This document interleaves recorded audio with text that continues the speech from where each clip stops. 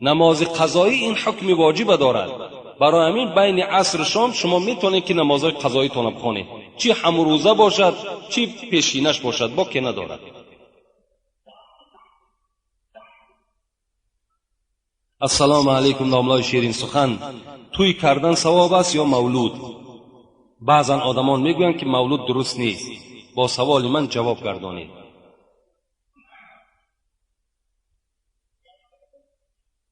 معرکه کدامش که خالی از منکرات شرعی باشد همونش درست.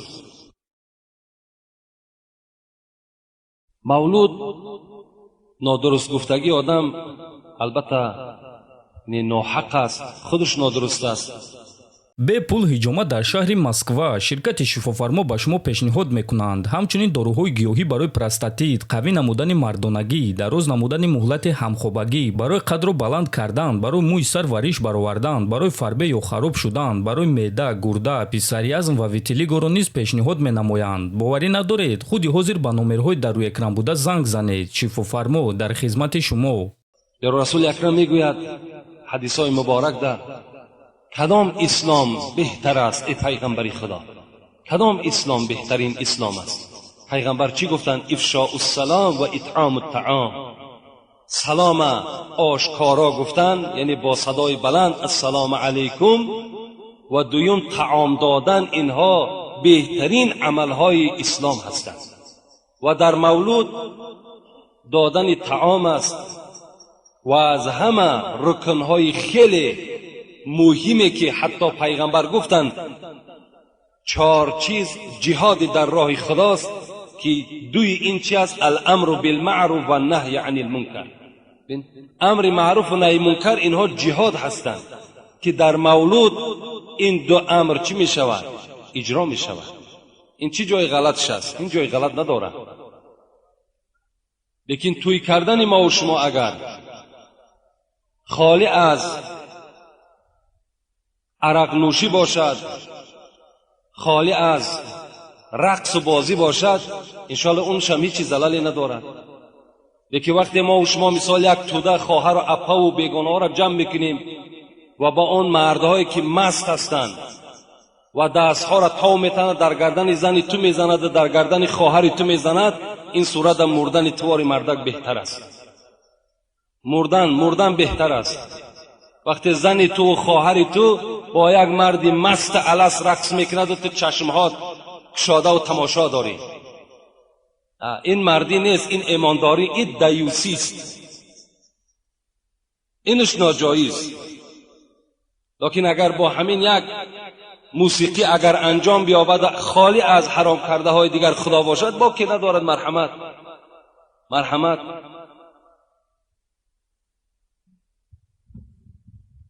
السلام علیکم داملای عزیز، من مخلص شما هستم و از شما خواهش دارم به سوال من با پررگی جواب گویید. آیا با خانه حرام قسم خوردن به نکاح یکان ضرر دارد؟ البته. کسی میگوید که خانم حرام که من همین کار نکردم، در اصل کرد است، خانهش حرام می شود.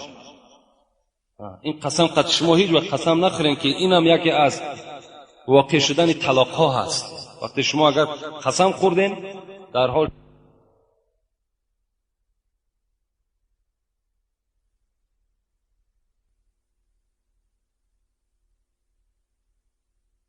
من به شما یک سوال دارم. من در کتاب وصیت‌نامه پیغمبرمان صلی الله علیه و سلم خواندم که دوست داشته ترین بنده خدا بنده است که این دعا را میخواند: ربی انی ظلمت نفسی فاغفر لی فانه لا یغفر الذنوب الا انت.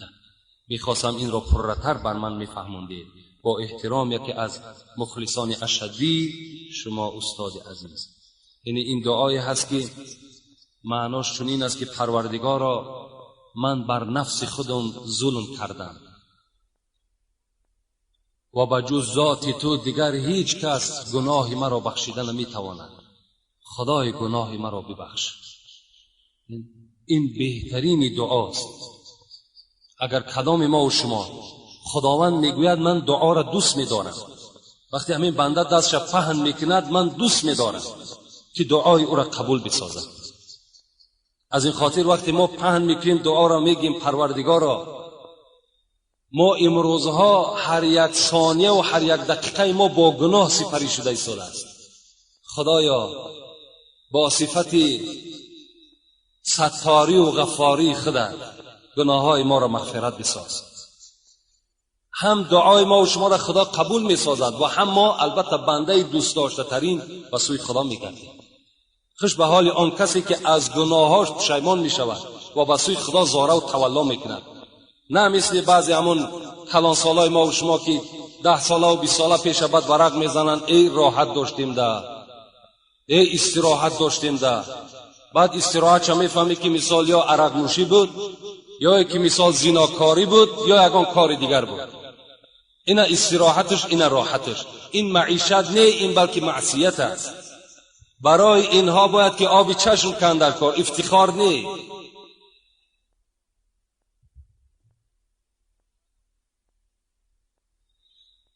السلام علیکم داملای عزیز، درود و رحمت بر جان شما.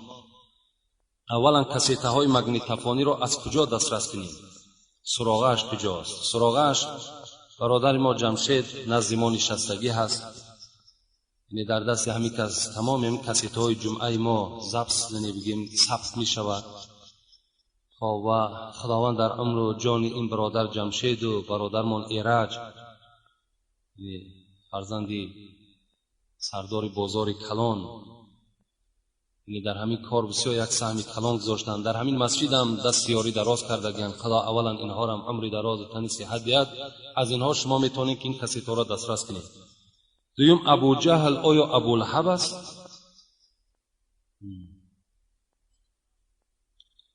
ابو جهل این ابو لهب نیست. ابو جهل هم مثل ابو لهب کسی بود که فقط و فقط در آزار پیغمبری خدا بودند.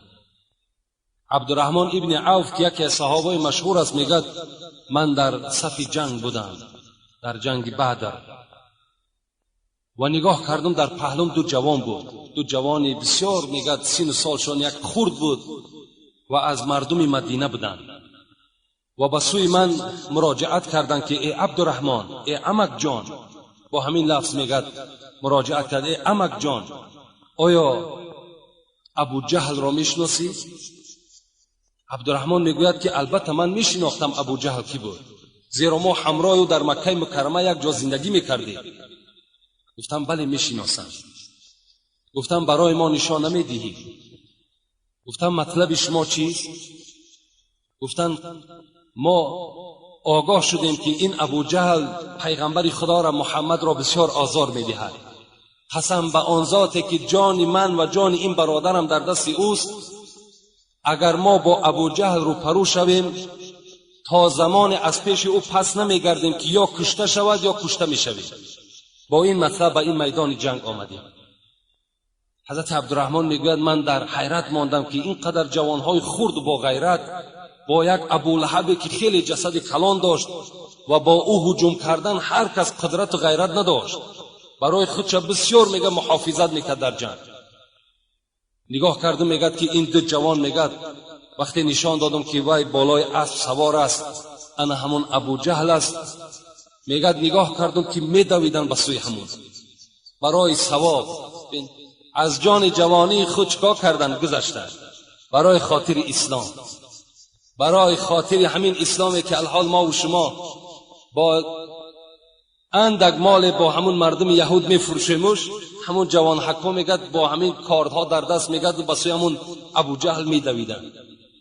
دوید میگد یکی از اونها این معاذ ابن عمر ابن الجموح بود. میگد وقتی میگه رو پرو شدم نگاه کردم که رو پرو هجوم کردن با ابو جهل هیچ شرایط نداشت.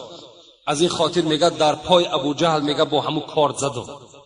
برابر زدن میگه که این ابو جهل میگه اون بدبخت میگه از بالای اسب میگه در زمین زد و این داده رو میگه یک مقدار دیگه میگه زخمیش کرد که تا حال نمرده بود، تا حال نمرده بود، لیکن قدرت داشت میگه و بالای همون زمین دور میگشت.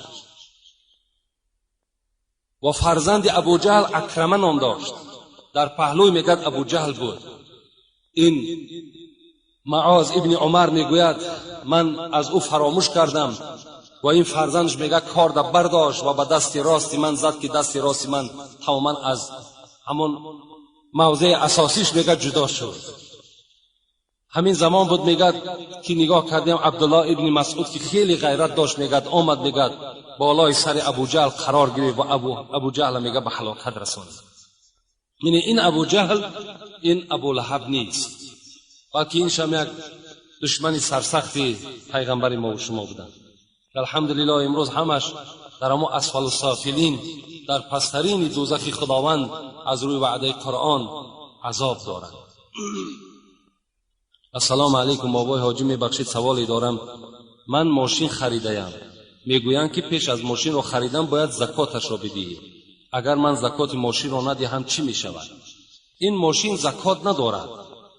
مثال کسی که ماشین میخرد معنای او را ندارد که ماشین زکات داشته باشد، بلکه آدمی که با دولت باشد، یعنی $800 داشته باشد به حساب حاضره.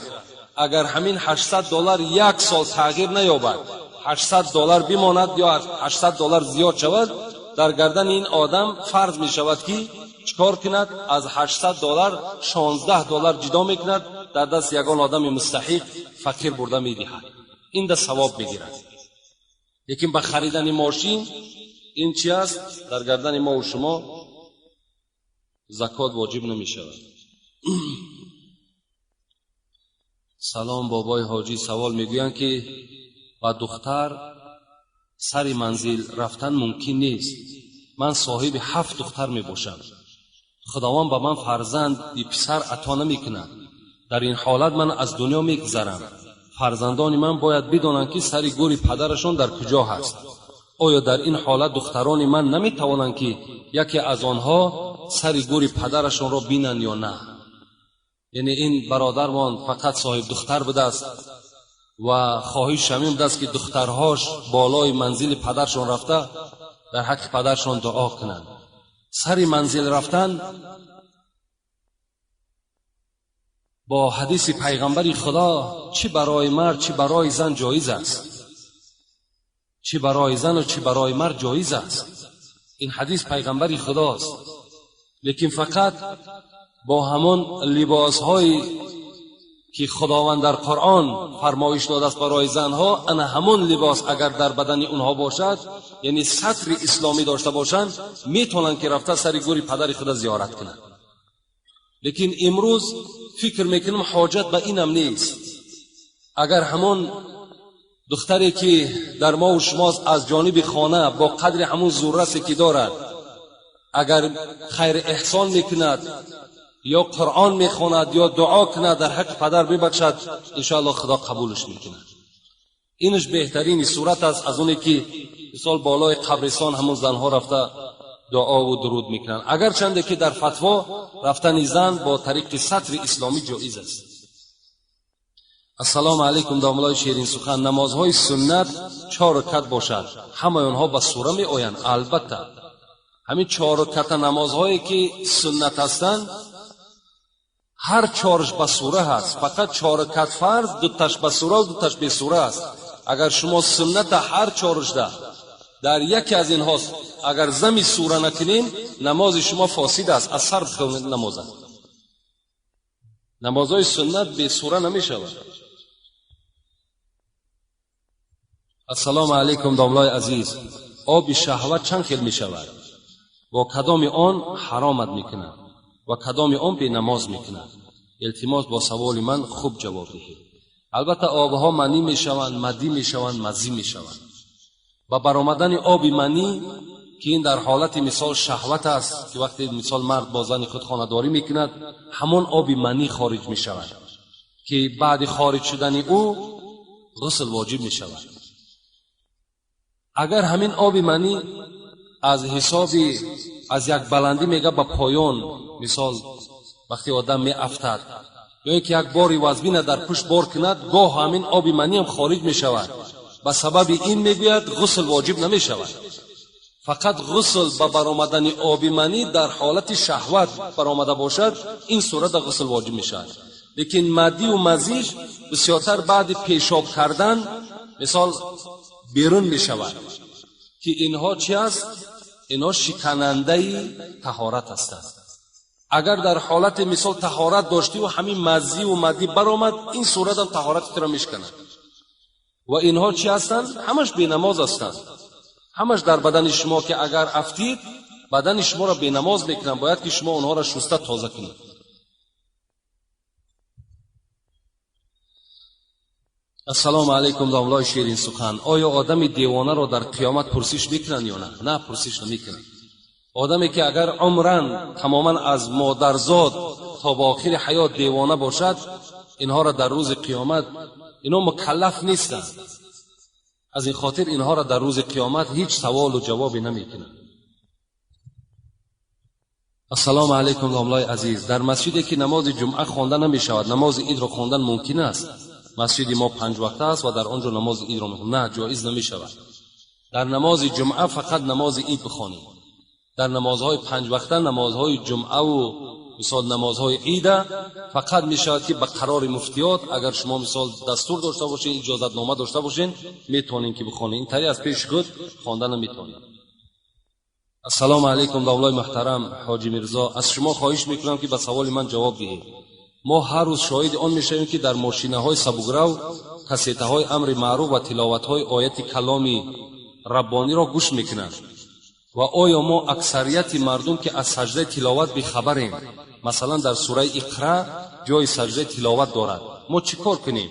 از شما حاجی محترم خواهش میکنم که در همین مسئله روشنی اندازید.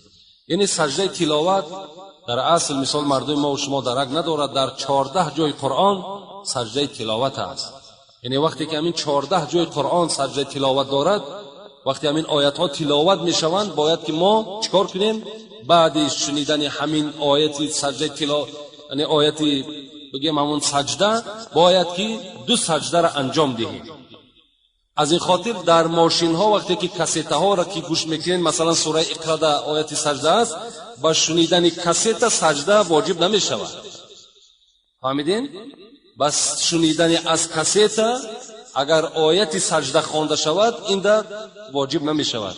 فقط در حالتی که از آدمی همین بگیم زنده در پیش شد یا در داخل نماز باشد، آیت سجده را خواند، برای آدم خارجی نماز هم واجب میشود.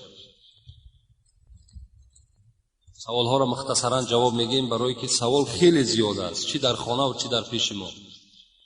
السلام علیکم داملای عزیز. مادر من سینش به 45 رسیده است، اما نماز نمیخواند. من مادرم را میگویم که نماز خوان، او میگوید که سوره ها را از یاد کردن نمیتوانم. اگر رفته را در نزد دفتر را در جای نماز ماند و از روی دفتر خواند، نمازش درست است یا نه؟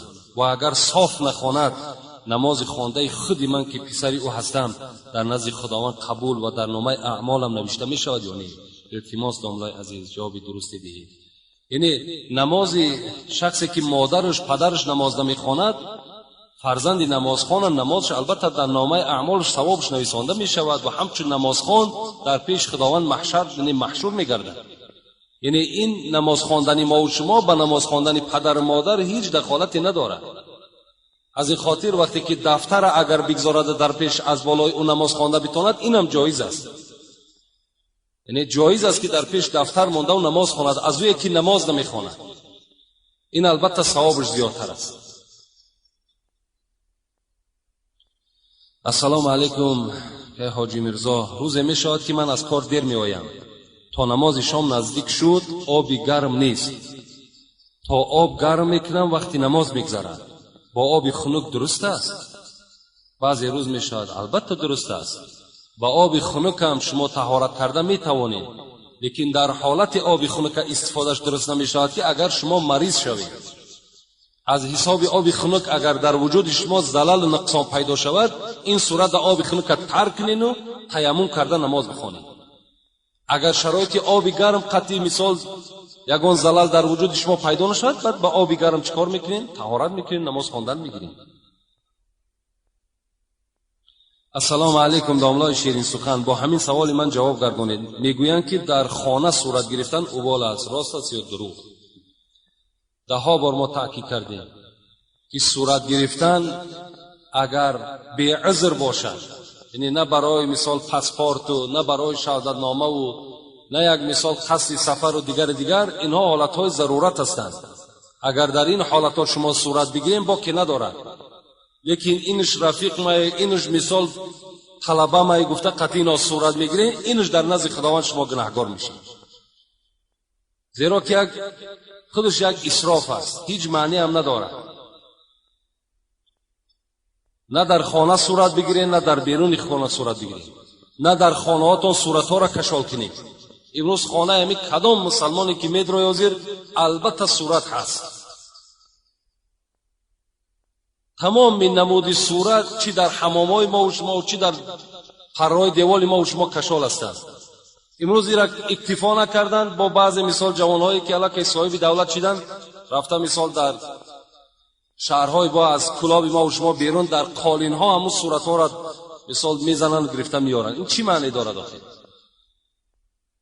هیچ معنی ندارد.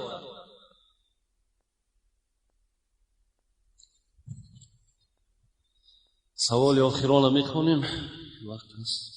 السلام علیکم داملای شیرین سخن، خداوند علم شما را از اینم دیده زیادر گرداند. من یک چند سوال دارم، التماس با پرگی جواب گویید. دیوس چیست و کدام نمود آدم ها را دیوس گفتن ممکن است؟ وقتی که آدم از دنیا میگذرد طبق میگردانند، این کار در اسلام است یا نه؟ زیرا اکثر آدمان مرده را در همین وقت میگویند که پول بیار مادرت پدرت یا برادرت را آبرو کنی. یعنی دیوس ما بر شما خبر دادیم دیوس کی هست؟ کسی که غیرت در خانه خودش ندارد. یعنی وقتی که سخنش در زنش نمیگذرد، در دخترش نمیگذرد، این دیوس میگن در اسلام. لیکن آدمی که مثال طبق میگردانیم، مثال دوره میکنیم، در اصل مثال اینها نه در آیت نه در احادیث های پیغمبر است که ما و شما دوره میکنیم برای مرده ها. لیکن برای مرده ها فقط در مسئله همین ذکر می شود که هر یک نمازی که از همون انسان در حالتی که یعنی دیگر قدرت خواندنش نداشت از او اگر فوت شده باشد، مقدار 2 کیلو گندم برای هر یک نمازش جدا میکنیم، یک آدمی مستحق میتیم، خداوند به سبب همون 2 کیلو گندم دادگی همون نماز از بنده میبخشد. لیکن در حالت اون بنده قضا کرده باشد که دیگر در حالت خودش نیست، یعنی دیگر هوش ندارد، جانش هست لیکن تماما در اختیار خودش نیست، این حالت دا چیکار کرده میتونیم؟ این حالت دا میتونیم که در هر یک نماز، ممکن 5 نماز، ممکن 10 نماز، اگر همون آدم در حالت بیهوشی باشد جمع میکنیم، هر یک نماز شد 2 کیلو گندم در دست یک آدم مستحق میتیم، خلاص. اینه که مثال بخشیدم قبول کردی، بخشیدیم قبول کردی، خیلی میگیم چی معنی نداره. حتی مثال میگیم یک آدمی که در عمرش نماز نخوانده است، میگیم بعضی را قضا کرده است و بعضی را ادا کرده است. در اصل ما دروغ گفتیم و ادا نکرده است.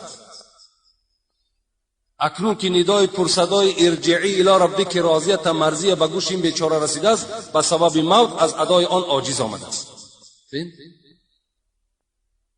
از این خاطر اینا از اسلام نیستند. کسی که اگر در حق پدر و مادرش میخواهد که مثال فدیه صوم صلات دهد، این است که اگر هم پدرش در حالتهای بیماریه که در اختیار خودش نبود نماز ترک کرده باشد، انا این حالت ما حساب میکنیم 2 کیلو گندم سر هر یک نمازش میدهیم، انشاءالله خداوند اون نمازها را میبخشد. السلام علیکم دولای محترم، از شما اول بخشش و بعدا پرسش. من 5 سال شد که نشأه میکشم، لیکن 5 وقته نماز را میخوانم، آیا روا هست یا نه؟ با همین را میفهموندی. البته مثال وقتی که انسانی که نماز میخواند باز نشأه میکشد، نماز میخواند عرق مینوشد، نماز میخواند زنا میکند، این معنای چی را دارد؟ این معنای مسخره کردن با دین خداست، مسخره کردن است. از این خاطر اینها در نزد خدا این نماز و این عبادتش هیچ قدر قیمت ندارد، اینا در نزد خدا قبول هم نمی شود. نماز کسری صدق و صفا نیست اگر در کعبه بگذاری روا نیست. همین نمازی که اگر ای صدق نباشد، نمازی که از پاکیزگی و از تحت دل نباشد، اگر شاعر میگه در کعبه که بخوانش خدا قبولش نمیکنه. از این خاطر کسی که نماز میخواند، کسی که راه اسلام را برای خودش اختیار کرده است، با تمام آن چیزی که از این، گر تو میخواهی مسلمان زیستن، نیز ممکن جز به قرآن زیستن. اگر میفارد همین عنوان مسلمانی را، چی در دنیا تو را مسلمان میگن چی در آخرت، چیکار کن؟ از همین قانون قرآن بیرون نشو. قرآن نشر هم حرام گفته است، عرق هم حرام گفته است، زنا هم حرام گفته است. از این خاطر وقتی تو در حرام خدا میدروی باز عبادت میکنی، این هیچ معنی ندارد. اینجا دو سوال به فکرم بسیار بحث طلبند. انشاءالله اینها را در باب تقدیر یک برادر سوال کرده است. اینجا دو کس سوال دادن در باب تقدیر. انشاءالله خیلی بعداً این سوال ها را میخوانیم و باب تقدیر را با شما بحث میکنیم. سوال آخران را میخوانیم. السلام علیکم بابای داملا، سوال: برای چی قرآن ها از یکدیگر از تشدید، زیر، زبر فرق میکنند؟ من قرآن را میخوانم، در یک تاش میشاء و در دیگرش میشاء، من یشاء و میشاء نوشته است. آیا کدام اینها درستند؟ قرآن ها غلط نیستند، قرآن ها درستند، لیکن فهمیش همین برادر خودش غلط است. همین برادری که مثال میگه در یک تاش من یشاء، در یک دیگرش من یشاء آمده است. در اصل برای قرآن خواندن باید تجوید خواندن در کار. اگر کدام شما تجوید نمیخوانین، یعنی تجوید یگانه کتابی هست که شما را راه درست قرآن نشان میده. همین من یشاء، همین جا همین نون برای چی من یشاء می شود؟ برای 4 حرفی است: یا و میم و نون و واو. بعد نون ساکن اگر همین ها آمدن، هر آینه نون پرتافته می شود و در این حرفا داخل کرده می شود. یعنی من یشاء، درستش من یشاء می شود. اگر تو تجوید می خواندی این سوال البته از ما نمی کردی. برای همین قرآن اینش از اینش فرق دارد. همین سخنها را پرتایم، همین در مردم کلاب ما و شماست که نه